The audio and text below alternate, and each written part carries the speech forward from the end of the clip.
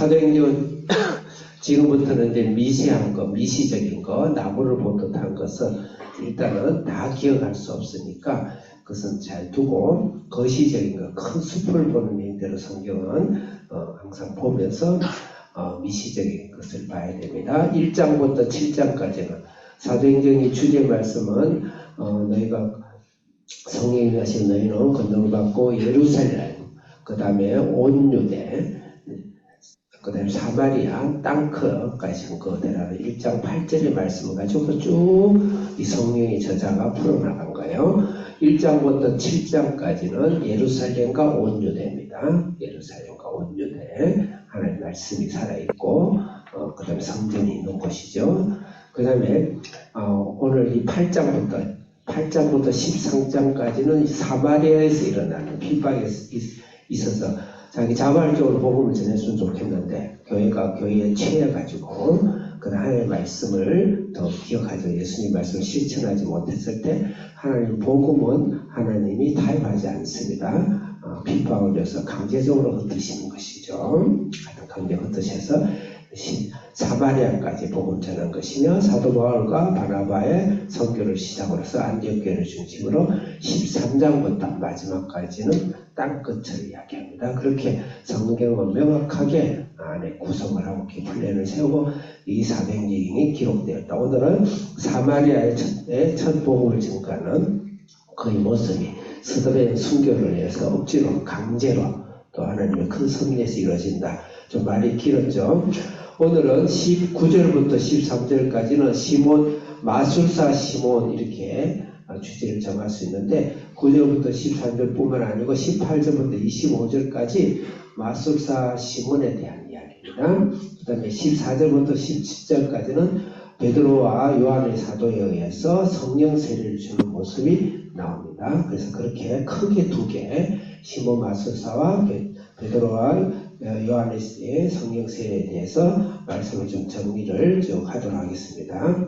먼저 마술사 시몬을 통해서 우리는 무엇을 배워야 되는 것인가? 오늘 한국교회나 또 내 신앙에서 어떻게 적용해야 될 것인가를 말씀 안에서 조금 더 조명하고 마술사 시몬을 오늘날 어쨌든 교회에 많은데 성경을 많이 연구한 중심을 하는 많은 분들이 마술사 시몬을 마치 이다나처럼 또는 적그리스처럼 완전히 사탄의 적그리스도까지 그렇게 표현하는 분도 있는데 반은 그렇게 이야기하고 반은 그렇게 이야기하지 않는 분이 있습니다. 구원을 받았다 이렇게 이야기하는 분이 계시죠. 오늘 성경에서 성경이 가는 것만큼 가야 되고 성경이 서 있으면 서야 돼요. 우리는 그 이상을 하면 안 돼요. 근데 성경에서 뭐라고 이야기했는지 일단 성경을 문학 구조로 주셨으니까 문학 구조 안에서 이게 우리 국어 시험에 나왔을 때 이걸 어떻게 봐야 되는지의 관점을 가지고 객관적으로 보도록 합시다. 1절 읽겠습니다. 9절 읽겠습니다. 시작. 그 성인 시몬이라는 사람이 전부터 있어 마술에 가여 사마리아 백성을 놀라게 하며 시간이 바쁘긴 한데 잠깐 여기서 사마리아 성 시몬은 누군가 마술을 행한 사람이야. 이건 흑마술부터 들어가요. 애굽에 있는 그 선지자들, 애굽에 있는 한마디로 우상의 선지자들도 뱀을 지팡이를 던져서 뱀을 만들었어요. 근데 모세의 지팡이의 뱀이 그들을 다 잡아먹었더라 그랬어요. 그래서 이 세상의 영적인 세계에서 영적인 현상들을 일으켜요. 그걸 악한 사탄이 그 일을 해요. 아까 타락한 천사들이 그 일을 한단 말입니다. 그래서 시몬도 여기에 대한 마술을 행하고 있다. 이렇게 성경이 말하는 것이니까 성경에서 그냥 우리 성경 말하는 것만 그만 받아들이면 돼요. 일단 사마리아 백성들을 놀래겠다. 시몬은 사마리아 사람이야. 사마리아는 어디죠? 타락한 북이스라엘 말합니다. 여긴 전혀 성경을 믿지 않는 것이 아니에요. 자기 나름대로 토라를 갖고 있어요. 그 성전도 갖고 있어요. 그 다음에 그린 신산을 중심으로 이들은 예배를 드리고 있습니다. 야훼를 믿고 있어요. 그렇지만 완전 예수 그리스도를 배격하고 그 다음에 하나님을 떠나버린 우상을 해가지고 혼합주의적 신앙이지만 어쨌든 여기가 신앙 하나님의 말씀을 어느 정도로 믿고 있는 사마리아 백성, 옛날 북이스라엘을 말하는 것입니다. 그러니까 시몬이라는 것은 전혀 이방에 그냥 전혀 점이나 하고 구치라는 그런 사람이 아니라는 것이죠. 그 다음에 자칭 큰 자라고 그랬어요. 큰 자. 큰 자라는 단어는 메가스라는 단어인데 요새 메가라고 그러죠. 크다란 말이에요. 그 다음에 10절 읽겠습니다. 10절 시작. 낮은 사람부터 높은 사람까지 다 따르게 이 사람은 크다 이루는 하나님의 이름이라. 예, 낮은 사람보다 높은 사람, 그리고 그 섬 안에, 그 지역에 모든 권세자들이 이 사람을 다 따랐다는 것이죠. 여기서 크다는 것이나 낮고 높다는 단어는 다 똑같은 단어예요. 메가스, 마크로스는 요새 마이크로라고 그러죠. 예, 크든지 낮든지 높든지 다 같은 단어로 쓰는데 이 말은 무엇을 의미할까요? 그 성에서 이분이 이 사람이 마술을 행하면서 하나님이 말씀을 가지고 이미 일을 하고 있었고 그 권세가 대제사장처럼 큰 권세의 기반을 갖고 있다. 정치와 경제와 종교와 이 모든 것에 큰 권세를 갖고 있다. 그런 사람이다. 그냥 시시한 사람은 아니시죠. 그냥 어디 저만한 전쟁이 정도가 아니라는 것입니다. 그 다음에 11절 하나님의 능력이라 이 말은 마치 메시아적 선구자로 사마리아에서는 그렇게 모시고 있다. 이렇게 보면 됩니다. 11절 읽겠습니다. 시작. 오랫동안 그 말씀에 놀랐으므로 그들이 따르더니. 여기서 오랫동안이라는 단어는 증명을 받았다는 거죠. 오랫동안이라는 것은 여러 가지 경험을 통해서 누적되어져서 그냥 한번 반짝하는 것이 아니고 상당한 실력이 있는 자다. 이렇게 볼 수가 있습니다. 그 다음에 몇 절이죠? 12절 시작. 하나님 나라와 예수 그리스도의 이름에 관하여 전도함을 그들이 믿고 남녀가 다 세례를 받으니. 예, 이 자에게 빌립이 복음을 전했는데 정확한 복음을 제시했어요. 정확한 하나님 나라. 예수 그리스도 너희들이 어렴풋이 알고 있는 야외에 너희들이 갖고 있는 너희들이 믿고 있는 성경 거기에는 바로 하나님 나라 예수님이 이 땅에 구속으로 오셔서 언약의 계시를 주셔서 예수 그리스도의 피 흘리신 복음을 통해서 너희들이 구원을 받는다. 그것으로만 구원을 받을 수 있다고 전도를 정확하게 했고 그들이 정확하게 믿었고 세례를 받았어요.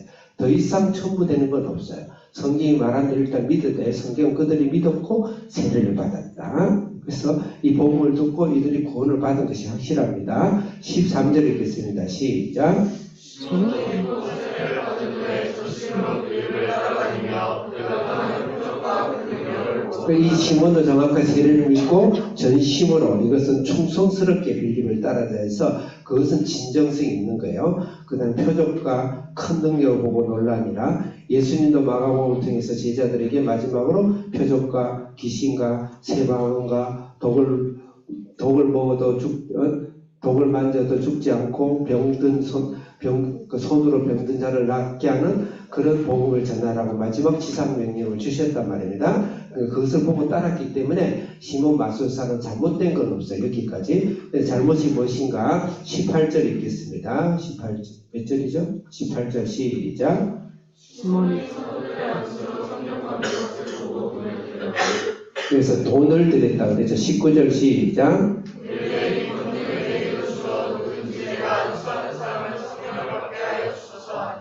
예, 돈을 줬어요. 20절 시작.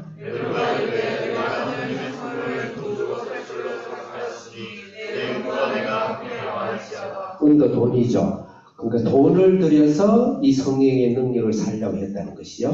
오늘날 한국교회의 많은 은사주의라든지 한국교회에서 하나님 표적과 능력과 병고침과 귀신 쫓음과 방언과 통역과 영과 이 일들이 한국에서 많이 일어나고 있는데 왜 그럼 욕을 얻어먹는가? 돈을 받는다는 것이죠. 절대 하나님 전대를 찾지 말라고 했어요. 예수님께서. 이것은 한국교회나 전 세계의 은사주의에 깊이 배어있는 거예요. 그리고 이런 기적이 나타나면 돈을 수레째 끌고 오게 돼 있습니다. 굉장히 무서운 사탄이 그것이 이 시몬을 통해서 사탄이 들어온 것이죠. 그 시몬이 구원을 받지 않았다. 그는 하나님 앞에 가야 되지만 이 본문에서는 그렇게 증언하고 있지 않아요. 본문에 분명히 믿고 세례를 받았어요. 구원을 받았는데 중요한 건 사탄이 오늘날 우리 교회에 이렇게 들어온 것이죠. 요새요 은사 받고 예언 받고 하면 봉투 먹고 봉투 두께 따라서 해주고요. 봉투를 내게 하고 오늘날 어마어마한 일들이 무서운 일들이 자행되고 있어요. 시간이 시간이 많이 됐네. 자, 그래서 그 이상 그 정도로 하고 이제 14절 몇 절인지 내 얘기 잘 안 14절부터 읽고 마치겠어요. 14절 시작. 예루살렘에 있는 사들이 사마리아도 하나님의 말씀을 받았다 외쳤고 그들과 영광을 15절 크게 시작. 그들이 내려와서 그들을 위하여 성령 받기를 기도하니 16절 시작. 세상에 사는 사람에게도 성령 내리심이 없고 오직 주 예수의 이름으로 성령만을 성령 내리심과 예수님 믿는 것을 두 개를 대조시켜 놨죠. 17절 시작. 이에 두 사도가 그들에게 안수하며 성령을 받은지라 성령이 내적인 일이 있어요. 예수를 믿게 하여 하나님의 말씀을 깨닫게 하여 내 안에 성령의 열매를 주렁주렁 맺게 하여 그 다음에 성령이 외적인 게 있어요. 이것을 여기서 말하는 성령 세례, 성령 받아라. 예수를 믿는데 성령 세례를 분리시켜 놨죠. 성령 세례는 그 자체로는 구원을 못 받아요. 아니 표현이 그 자체로는 신앙 성장이 될 수 없어요.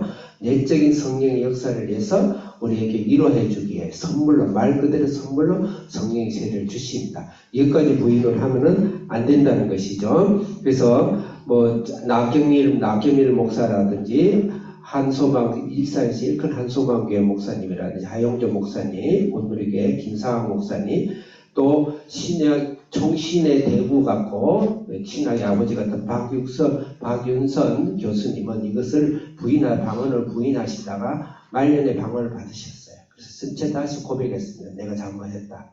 이건 취소한다. 방언이 없는 게 아니다. 그렇게 이야기했습니다. 그래서 우리는 성경은 성경대로 믿고 여러분 속에 방언과 예언과 귀신쫓음과 신유와 이런 하나님의 능력과 표적들이 우리 속에서 다 뭐냐? 복음을 위해서 써야 돼요. 복음을 위해서. 나의 아니야, 나의 연락과 나의 마치 오늘 동쪽을 갖고 서쪽을 그러지 마세요. 복음 전도를 위해서 하나님 반드시 성령 은사를 쓰신다는 것을 기억하고 우리도 성령 은사가 충만한 여러분 되시기 바랍니다. 하나님 아버지 감사합니다. 오늘도 교회 안에 들어온 하나님의 이 어마어마한 선물을 나의 영예와 나의 이익을 위해서 우리가 쓰는 것을 회개하며 우리 안에 우리 모든 성도들이 성령의 충분한 기름 부으심과 능력을 받게 해 주옵소서. 예수님의 이름으로 기도합니다. 아멘. 오늘